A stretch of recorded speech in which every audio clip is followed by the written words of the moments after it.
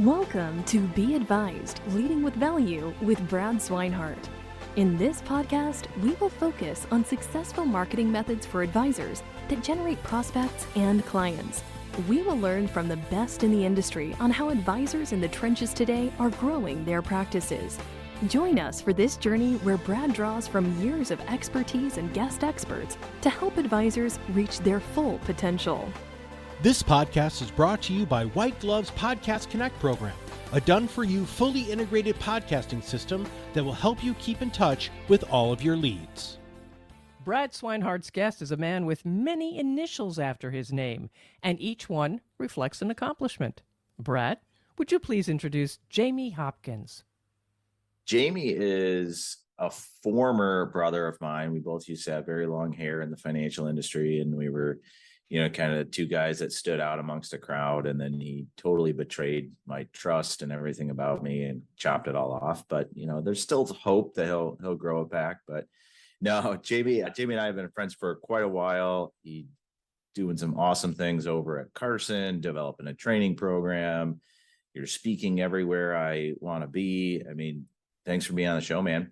Yeah, well, it's a great start. You talked about how it takes years to build out that trust and grow the hair and only seconds to destroy it. And that's such a good visual example of it, and I did that back on stage at Excel and just, I walked off stage and we cut it all off and I came back on stage with no hair. So, yeah. Years and years to build, seconds to destroy. So, well, I know you have a ton of knowledge baked into your brain there with all those letters that go after your name. But one of the things that I've always kind of admired about you is this kind of innate sense of leadership that you have. And one of the things I really want to kind of dive into today, we talk a lot about growth on this show, what you should do for marketing, what you should do to stay in front of people, how do you convert more prospects, all of that sort of thing. And really at the end of that, when an advisor sees real success, it oftentimes causes new problems, right? Where, okay, well, how do I hire? How do I become a team leader instead of a solo, entrepreneur? And I think that that's something I would love to grab your perspective on today. It's a great perspective to talk about, Brad. And so many financial advisors and service professionals end up as accidental business owners, end up as accidental CEOs, right? They start off to be an advisor and then all of a sudden they have success. They marketed well. They created a process and a value prop. And then all of a sudden they're standing there with all this growth. And I've heard it from a bunch of advisors over the year, right? Where and I got a new client and I felt like I wanted to cry because they get spread too thin and all these different things. And it happens to a lot of people. Not just advisors, but in your regular job, you can end up in this situation. And part of it is, really defining your why and what you're good at and focusing on that. I talk to a lot of people. We run a coaching company at Carson Coaching, and we coach about 1,200 advisory firms at any given time. And I don't do much personal coaching, but I hop on a lot of calls and I hear people saying, well, I really identified 4 of my weaknesses. And next year I'm going to spend all this time on my weaknesses. And I've really started spending the last couple of years trying to talk people out of that. And I use this really kind of, I think it's boring, but this really boring example. And it's Tom Brady. And, most people know who Tom Brady is, even if you don't like football in America or whatever, you know who Tom Brady is. And I said, look, when Tom Brady goes to the offseason, he doesn't say, you know what, I'm going to make Tampa or previously New England better by practicing tackling, because about 10 times a year, I might need to tackle somebody. I throw an interception, somebody fumbles the ball, I might need to help out tackling. But he doesn't spend the offseason getting better at tackling. And if Tom Brady gets twice as good at tackling, he doubles that return. It really probably won't help the team one bit, right? They might save 2 yards over the course of a season, right? It's a complete waste of energy. What does he spend his time doing? He spends his time understanding the playbook, understanding defenses, understanding how to throw the ball. He actually invests all of his time back in how he helps lead that organization forward. He doesn't focus on the stuff he's not good at. And a lot of times people look at those things that they're not good at in a leadership skill set and say, I need to go focus more on those because there's some notion in our brain that we can increase those more because they're worse, which tends actually not to be the case. So if you look at any great athlete or leader, you figure out what you're really good at, then you fill in with the talent around you on the things you're not good at. So if you are not good at like detailed operation stuff, don't try to become a better advisor and get better at detailed operations. Hire somebody to do that. And I think to me, that's one of the biggest mistakes that a lot of leaders try to get into, is trying to improve in all these areas they're not good at. Reality is you'll probably never be good at it. You're never going to add enough value there to overcome, right, the waste of time and resources you put into it. So find the right people, put them in place, and get out of their way in those areas. I love that. And let's talk about that a little bit. One of the things that I think is very, very difficult for any business owner to do, and that is you did everything yourself at the beginning, right? You're looking your own envelopes, you're handwriting all the notes, you're turning on and off the lights, you're literally doing everything. And to hire someone where you then relinquish that power, very often as a business grows, that becomes very difficult to do. And you end up micromanaging each of your departments to the point where they want to pull their hair out, and you're not benefiting from who you hired. So how do you focus on hiring the right people that will give you the confidence to let them do what you hired them to do? I really don't prescribe yet in my life to any specific model of hiring or putting people into seats. And it's a little bit of art and science. There's some real science out there, right? Of just, looking at disc profiles or whatever you might, and seeing how somebody fits and how they communicate and how they'll work within a team structure. And there are times where I think, hey, look, that's super valuable. I think there's other times where you want to look at education and experience. What I will tell you is I think I've, over the last, when I go back 4 years, when I stepped into my role here, I mean, I was like me and a team of one. And I think I've got 100 and something people on my teams right now. I probably have 15 to 20 open jobs. I think I've got 3 or 4 interviews today. I spent a lot of my time recruiting. And I really do say recruiting because it's as much as somebody's interviewing you, you're interviewing them. And it's trying to find people that I believe want to build something. I think a lot of people want to come into jobs and have things handed to them. And I often think those aren't the people I want around. I want people that want to build something. And that's a cultural thing to some degree is, do they want to change? Do they want to develop? If you look at places, especially what we're talking about is growth mindset. So if you're in a growth mindset and you're trying to take things off your plate, you want somebody to come in and own that, make sure that they feel that connection to it. Ownership's a huge thing, whether you use, something like EOS traction to develop ownership or whatever structure you want. People need to feel that they own things. And that's how you can get out of micromanagement. One of the issues, going back to that, when you brought that up, is micromanaging, is we lose track of accountability. And I remember this very specifically. I was talking to an advisor and they were telling me about how they weren't growing how they wanted. And they said, I've got the wrong person in the wrong seat. They had clearly been micromanaging them for many years. And I said, well, how long have they been in the wrong seat? And they said 15 years. And I just remembered like my head. I was like, wow, like I feel like my head should explode right here. You had the wrong person in the wrong seat for 15 years and you knew it. And you micromanaged them that whole time. And the problem was that they couldn't really put accountability for, failure for where they wanted to get on them because they never let them own it. And you see that over and over again in these situations. If you don't give somebody accountability, you don't let them run with things, you can't let it move forward. You kind of slow it down by feeling like you're putting your restrictions on it. It's so much so, the more time I spend in leadership capacities, you've got to let people fail sometimes. And I think there's a lot of leaders that don't want to see somebody fail. They don't want to see the email go out not exactly as they would have written it, that the phone call or meeting doesn't run exactly as you would run it. And maybe you are right that your email would have been 3% better and that meeting would have been 2% better. But over time, what you do is you constrict somebody so they can't grow. And you're just cutting off their growth shoots every single time. And you end up a lot worse off over time. So you got to let people fail. You got to let people run it their way. And it's a hard thing to do. because advisors have often seen success, business owners have seen success, and they want to do it their way. Like I know how to do it because I've done it before. Let somebody else do it. I was out with NAFA at a conference out in Phoenix, and I'll pause after this story, Brad, I promise. But I know I was supposed to be out there with you, and I didn't quite make it. So I was your jealous. team, You got your to hang team out was with out all there. my friends. Yeah, your team was out there doing the work, and you were, doing whatever else, not doing the work. That's good. I must have been sitting on a boat or having a beer or something, just look that relaxing. I'm sure. Yeah, you weave that back in the story. You were allowing people to run and lead, and you weren't micromanaging. So that's what I was doing. That's what I was doing. Exactly. And I sat down with this one advisor, and he'd been in the business for a number of years, and he had a really insightful thing. He's like, when I'm in a lot of these meetings today, they're the same people I was in the meetings with back in the 90s. He's like, a lot of us need to get out of the way, and we're having trouble doing that in this business. And I 100% agree with that with him.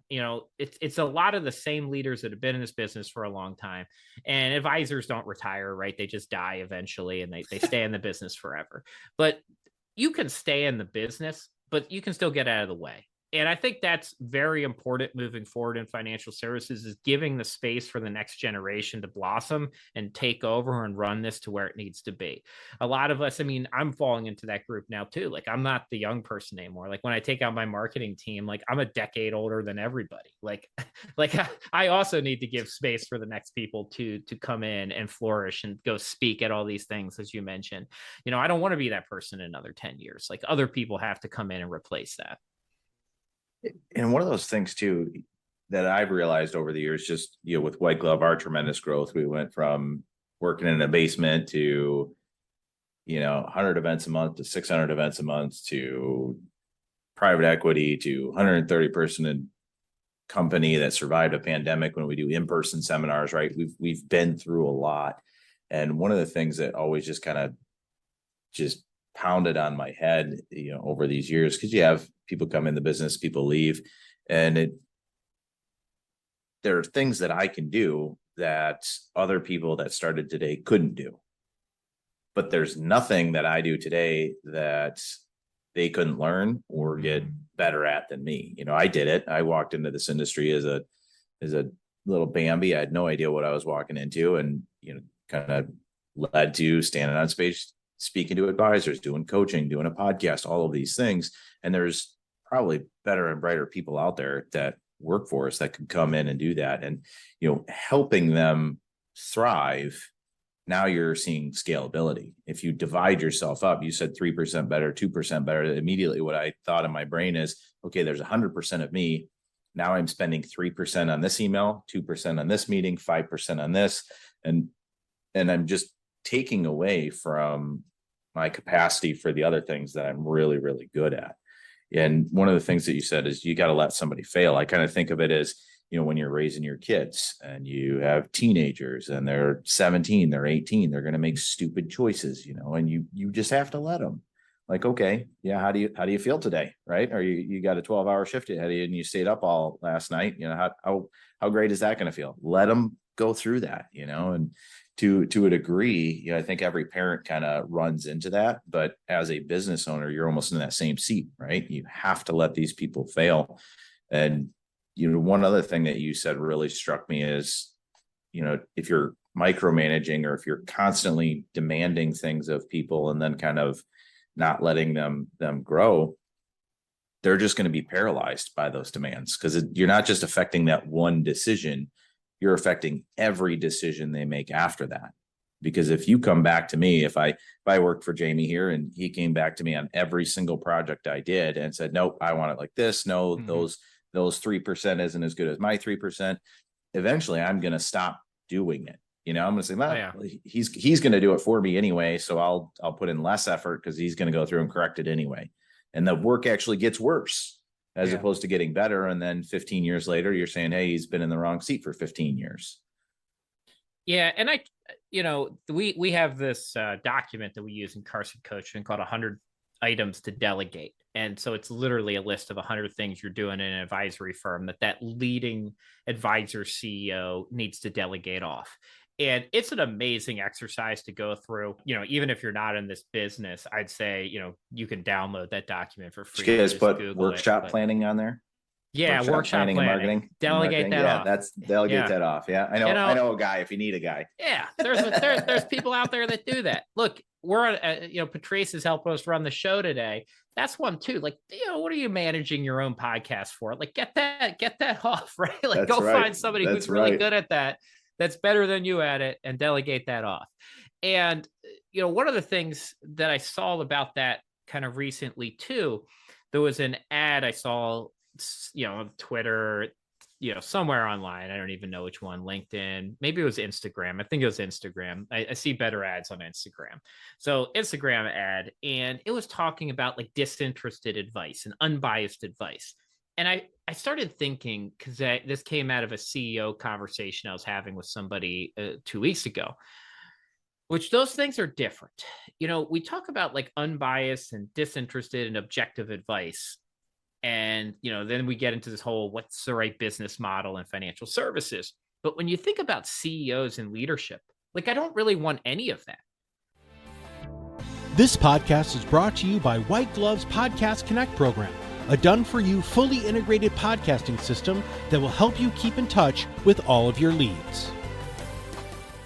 And it sounds weird. Like, I don't want unbiased advice from my CEO. I want completely biased advice. Like I want a CEO that drank the Kool-Aid, who loves the firm in every aspect. Like, so much so that you're like, they're crazy, right? Like the best CEOs are a little bit crazy because they love the firm at a level that everybody else won't. Are we talking about Ron right now? Well, look, Ron, like, we could name Ron too. Like, Ron loves Carson at a different level than anybody else can ever love Carson, right? Like, it's true, right? Like, nobody, like, he built it. Nobody's ever going to love it more than he does, right? Like, his name is on the building, like, literally, not, like, we're not just it's on the building. But it's true from across the board, right? Like, Elon Musk is a little bit crazy with a lot of the stuff he does, right? Like, I think everyone's like okay with that. Like, he is out there, he's thinking big, he's pushing boundaries, but he also loves his company more than anybody else will ever love his company. And you see that all over the place. And what that allows you to do is like actually inspire other people. There's that great quote. I forget. I don't remember which football movie this was, whether it was Friday Night Lights or, Remember the Titans. I think it's Remember the Titans. And like, they get in this exchange about blocking for each other. And he's like, hey, that's the worst attitude I've ever heard. Like, you're out for yourself. And he goes, right, leadership reflects attitude. And like, if you want everyone else in your company to run through a brick wall and do all these things, like, you got to have that from the top down. You don't want disinterested, business only CEOs that are impartial. Like, you want somebody that's all in on it. And it's just a very interesting thing, because a lot of advisors are like, hey, I'm this like fee only and I'm disinterested and like, I'm not in the advice. And I was like, but I don't even know if that's what I want from my advisors sometimes. Like, I get the conflicts that can occur on the other side, but I kind of want advisors that are like invested in some of the same stuff that I'm going to be invested with, and like care about their business and what they're doing, so much so that it's like borderline irrational, because I also know that their interests are aligned with mine. And I want to know the same thing from my CEOs and leaders, is that if I'm working, and this, like, I'll be working at 7-8 o'clock on Fridays. Well, I want to know that my CEO is working, or my leader is working that hard too, if I'm going to. Now, if you're in a business where everybody's off Friday, that's great. Like, you're going to have the same leadership that you want from your stakeholders and employees. But they don't all have to be one or the other, but I do think those will always be aligned, because you are going to follow, right? Attitude follows leadership. And so to me, you want everybody else to love the company, which is typically what your leaders want, right? You want them to follow, you want them to push hard, you want them to be in line. Well, then you're going to have to do that too. And if you're trying to set different examples from your attitude and your behavior than what everybody else is going to do, that's just a recipe for disaster. It's never going to work.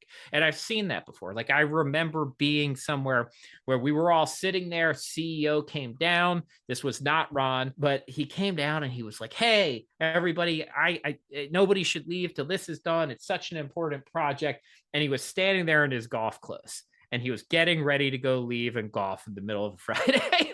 And you're just looking at everybody, and you just give him this speech, like, we all got to get this done. It's hugely important. And then you watch him leave into the elevator, go out to his car to go golfing. And it's like, look, that's the least inspiring thing you could possibly do. Like, at least lie to us and say, you're going back up to your office, go out a different elevator. I don't know.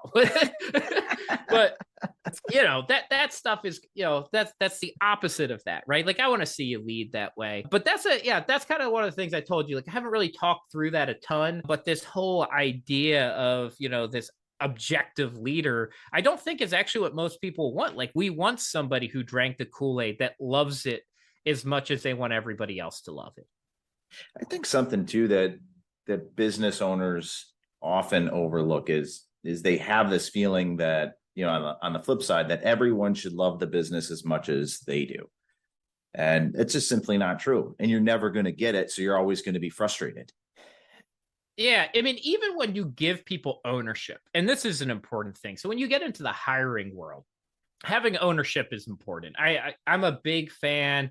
I think that generally speaking, advisors have been too slow to give other teammates ownership in their businesses. And I'll say that forever. Having ownership is important. It does create complexities, but you can't create ownership mindset without ownership. And I think that's always BS when people are like, we create an ownership mindset here, but I'm the only one that owns the firm. I'm like, then you don't really have it. Like you might get kind of close, but this until you actually have ownership, it is different. You cannot get the ownership mindset without giving people ownership. That's my view. And I think we've been too slow to do that to G2, next generation, younger advisors. And then we complain, and I say we as a collective industry complain that people don't show the same drive that they had. And I'm like, well, they don't own a part of the company. So they're never going to love it as much as you do because you own it. You benefit more every time a dollar comes in than anybody else does. That's the reality of ownership. So ownership is incredibly important. I think ownership's important for just generally like generational wealth and wealth generation, all of that. So I think it goes broader into a bunch of different areas too. But when you talked about that, like, look, founder-led companies, advisor companies that are owned by the CEO advisor, you are going to love it more than most other people. You build it like it was yours. That baby language I don't love, but like it was your baby. It was your thing. You grew it. You breathed it into existence in this world. So you have attachments to it that somebody else won't have naturally. You can absolutely build those in, but it goes back to all the things we were talking about, right? Accountability, letting people be free in their work, making sure that they have actual ownership, which allows for ownership mindset. But if we don't do those things, we're not going to have it. And then you see advisors complaining that they don't have G2, they don't have a backup, they don't have a strategy here to pass this on to the next generation. And most likely they didn't do any of those things. And one thing too to think about is those employees that you have, those people that you hire that don't have ownership, that aren't going to fit that role, that aren't going to work into that part of the company. That's a good thing. They're going to leave at 5 on Friday. They're going to become well rested. They're going to come in on Monday. And that's okay. As long as you set your mindset to, hey, you know what? I own this. I'm benefiting. I'm going to stay longer, right? The opposite of the guy going golfing while he yells at everybody else to stay. But the other real benefit of someone that comes in after, that doesn't own it, that doesn't have that love of the child, right, is they're also going to have wide eyes of what's wrong, what they should be doing differently. They're not saying, well, we have to do this way because that's how I invented it. This is my vision. This is what I've always wanted. They're going to walk in and say, hey, this might work or that might work. And they're not going to have that emotional restraint to make changes. If you get that person right, that generation 2 of a business, they can run it like a business. A lot of times founder-led businesses are great businesses because you poured your heart and soul in it, but you always reinvest it back. And a lot of times they waste money too. Business expenses get fluffy. You're running things back through the business you wouldn't. You're overpaying or underpaying certain roles because of connections to it. But it does allow you a lot of times to right size a business. I was on a podcast last week and I said, this is a great parts about like friction in economies, because when we get that friction, we get the down market cycles, it allows companies to right size. The same thing's true when you're bringing in new leadership. I think it's one good aspect of having new leadership come in from time to time is they can challenge things and say like this doesn't make any sense. It's a total waste of time and energy. It's a negative ROI. So like, let's get rid of that and focus back on the things that we do well. Let's outsource, right, events. Let's outsource coaching and business development to pieces of it over here and focus on what we're good at. We're really good at working with the clients. Let's focus back on that. And instead of spending 60% of our time on practice management, let's spend 10% of the time on that and shift the other time to what we're good at. And that can be done because we can cut things that we wouldn't be doing if we were running a business. It's, stuff that I like doing, like Jamie Hopkins, you and I like music, and we have Friday music things at the office, and that gets a huge waste of time and energy. And maybe it was good for culture and air quotes, but it wasn't good for the business, right? Like we were wasting time and energy and money, and somebody else might come in and say, hey, like for as much as you like that music session on Friday, Jamie, it's a bad use of resources. They probably just didn't like your music choices, I think is what It's happened pretty there. terrible. It's a we were in a car this weekend. We were talking about our favorite singers. Chris Cornell and Gavin Rossdale are two of my wife's favorites. And she's like, well, who are your favorite ones? And I was like, oh, well, Ronnie James Dio. And she's like, I really don't know who that is, Jamie. And I was like, we have been married for like 7+ years and you still don't know who my favorite singer is. But she does. She totally pushes this out of her mind because she has no interest in Dio. Yeah, well, I tell you, her choices are pretty good. I like both of those. To throw a little Maynard James Keenan in there, and we've got a pretty good trifecta. But I think this is all just super important for advisors to understand. And we talked a lot about hiring the right people, and I think right at the core of all that, you can't hire the correct person unless you are truly honest with yourself of where your strengths are, what you enjoy doing, and what you should outsource. That's almost the first step, right? It's not go hire a marketer, go hire a new offices and go hire a sub rep. It's, well, what do you want to do? What are you going to find the most passion in? Where are you going to bring the biggest bang into the company that's going to be, revolutionary? If you had 20 more hours in the week, what would you spend it doing? And when you can sit down and analyze and be really honest with yourself and say, this is what I'd be really, really good at and would be really impactful, I think that's step one before you go into, well, how do I scale? Who should I hire? What should I let go of? Yeah, I mentioned it for a half of a second, but you nailed it, right? If you can go back and define what you're good at and what your why is, right? That's where you start. You got a blueprint your life, your business, understand what you want to spend time on, why you're spending time on it, and what you're good at. And then all of a sudden, then you can fill in everything around you, right? Like too many people are just like, oh, I ran out of time, so we're going to hire this person. We're going to hire this person. And all of a sudden, headcount can get out of whack too. And you have the wrong people in the wrong seats, and the business isn't running where you want it to run.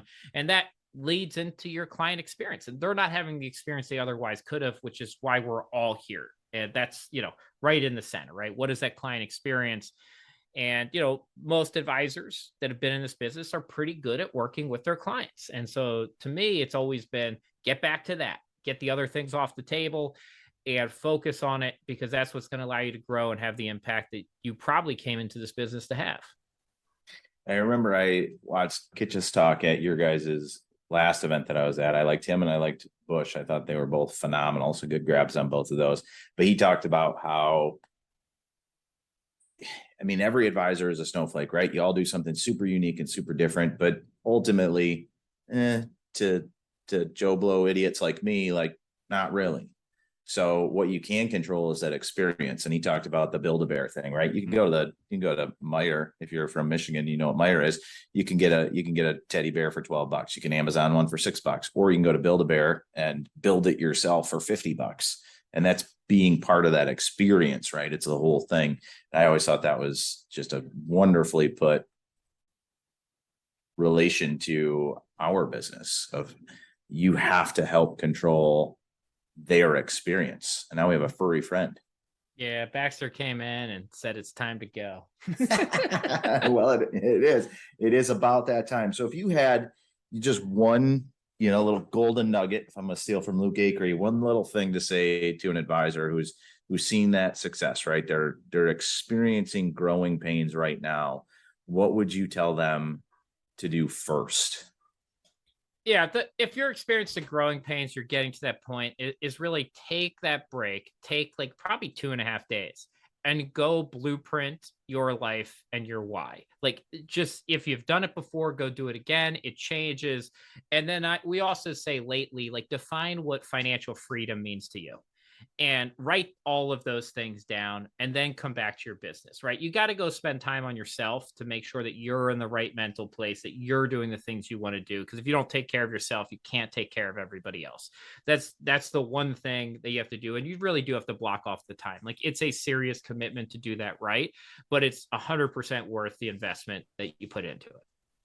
Yep. I love that. We encourage what we would call like an offsite, right? You can't, sometimes you just change of scenery, just get out, maybe you still leave your house that day, but you go to you rent a space for a couple of days, you go to a coffee shop and hang out there, but you go to a park, right? But you don't go sit in the same seat you do every day, doing the same thing you do every day, and then try to change something. So it's funny, in life, you make big changes by making big changes, but you also make big changes by making very small incremental changes, and you have to decide which is which. And if you keep bouncing back and forth, everybody you work with is going to hate their lives. All right, Brad. Baxter the dog wants to know how he can reach you and how listeners can reach you.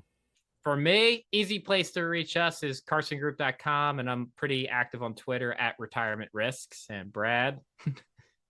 That's it. Just hit me up. Be advised you can catch it on all major podcast outlets. And if you have any additional questions, always hit me up on LinkedIn. I'm very open to connect and to share anything that I have. And of course, don't miss any new episode of Be Advised Leading with Value. Subscribe or follow, and please share. This podcast is brought to you by White Glove's Podcast Connect program, a done-for-you, fully integrated podcasting system that will help you keep in touch with all of your leads. Thank you for listening to Be Advised, Leading with Value with Brad Swineheart. Click the subscribe button below to be notified when new episodes become available. The information covered and posted represents the views and opinions of the guest and does not necessarily represent the views or opinions of White Glove. The content has been made available for informational and educational purposes only. The content is not intended to be a substitute for professional investing advice. Always seek the advice of your financial advisor or other qualified financial service providers with any questions you may have regarding your investment planning.